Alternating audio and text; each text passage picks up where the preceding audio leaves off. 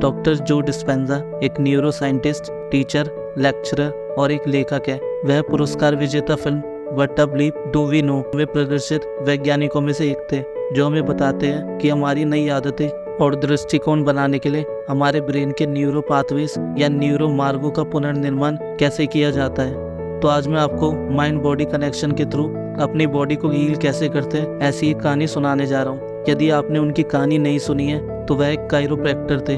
दोस्तों, कायरोप्रैक्टर क्या होता है? कायरोप्रैक्टर रोगी की रीढ़ की हड्डी को दबाकर रोगों की चिकित्सा करने वाला चिकित्सक होता है। तो वह एक कायरोप्रैक्टर थे जिनका एक साइकिल दुर्घटना ने जीवन बदल दिया।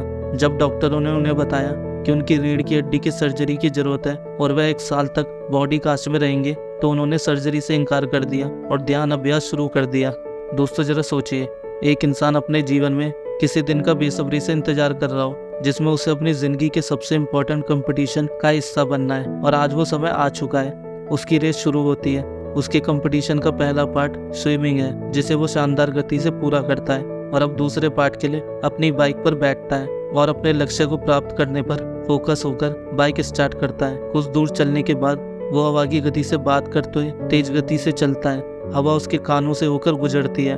अचानक उसे एक हॉर्न और टायरों की रगड़ने की आवाज आती है। जैसे ही उसका ध्यान उस आवाज की तरफ जाता है, तभी कुछ आश्चर्यजनक घटित होता है। कुछ देर में उसको एहसास होता है कि उसको बहुत तेज दर्द महसूस हो रहा है, जिसके बाद उसकी पीठ और टांगों पर असहनीय दर्द महसूस होने लगता है। और इससे पहले वो कुछ प्रतिक्रिया करे, उसका शरीर सुन्न पड़ने लगता है और धीरे धीरे उसकी आंखें बंद होने लगती है। और 3 दिन बाद उसकी आंख अस्पताल के बिस्तर पर खुलती है। उसके पैरों में कोई मूवमेंट नहीं होती। उसका निचला शरीर लगभग पैरालाइज हो चुका है और उसको ढंग से ये तक याद नहीं उसके साथ क्या हुआ था।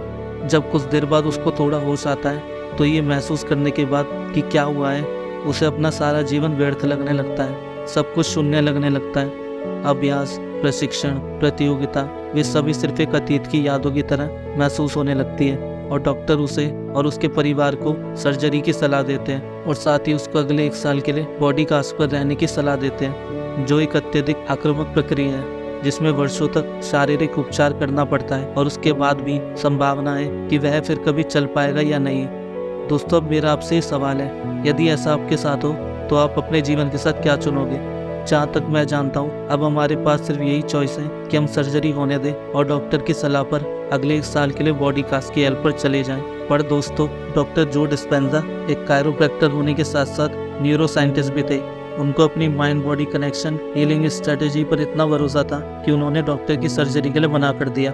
अपनी रिकवरी के लिए सर्जरी को मना करने और माइंड बॉडी हीलिंग टेक्निक का उपयोग करने का विचार कई लोगों को सिर्फ एक बकवास लग रहा था, लेकिन डॉक्टर जो डिस्पेंजा ने खुद पर विश्वास किया और माना कि यह संभव है।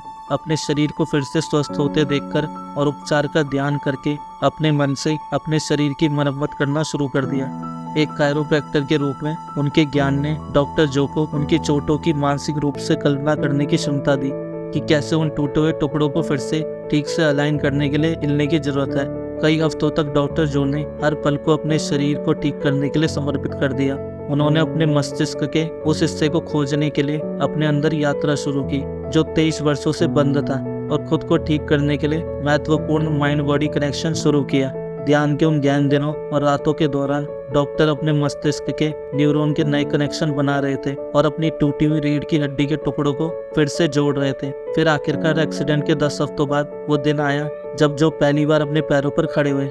डॉक्टर जो डिस्पेंजा ने माइंड बॉडी कनेक्शन टेक्निक और इंटेंस मेडिटेशन के माध्यम से अपनी पीठ में क्षतिग्रस्त वर्टिब्रे की मरम्मत की।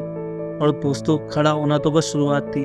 12 हफ्ते खत्म होते होते जो न केवल अस्पताल से चलकर अपने घर तक गए, बल्कि उन्होंने अगली दौड़ के लिए प्रशिक्षण लेना भी शुरू कर दिया और फिर से अपने कायरोप्रैक्टिक क्लिनिक में काम करना शुरू कर दिया।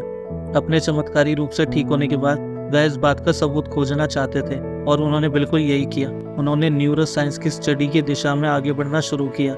जब वह ये कार्य कर रहे थे तो उनके मन में एक प्रश्न घूम रहा था कि क्या किसी और ने भी ऐसा किया है, कि क्या मानव मस्तिष्क में उपचार करने की अविश्वसनीय शक्ति होती है। सैकड़ों लोगों के इंटरव्यू के बाद उन्होंने उन लोगों के मामलों में एक बात साझा की कि मन के साथ शरीर का उपचार संभव था। डॉक्टर जो डिस्पेंजा के निष्कर्षों से पता चला कि जब किसी ने अपने शरीर को अपने दिमाग से ठीक किया तो कुछ चीज़ें सामने आई।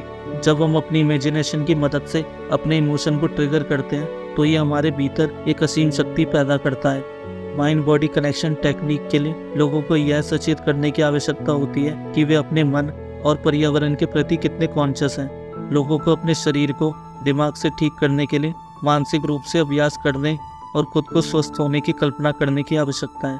डॉक्टर जो डिस्पेंजा की उपचार यात्रा इस बात का प्रमाण है कि हमारा दिमाग चमत्कारी है। हमारे पास शांति पाने, जीवन की बाधाओं को दूर करने और अपने दिमाग में प्रोग्राम करके खुद को ठीक करने की अनंत क्षमता है। हमें बस उस ऊर्जा पर ध्यान देने और उन तरीकों को खोजने की आवश्यकता है। मैं आशा करता हूँ कि डॉक्टर जो डिस्पेंजा की कहानी आपको अपने अंदर के अस्तित्व से जुड़ने के नए तरीके खोजने के लिए प्रेरित करेगी, जिनकी आपने कभी कल्पना भी नहीं की होगी। दोस्तों, अगर आपको ये वीडियो पसंद आई हो तो Japanese technique zanshin the art of attention and focus पर वीडियो देखने के लिए ऊपर आ रही वीडियो पर क्लिक करें। अंत में मैं यही कहूँगा, मंजिल जरूर मिलेगी।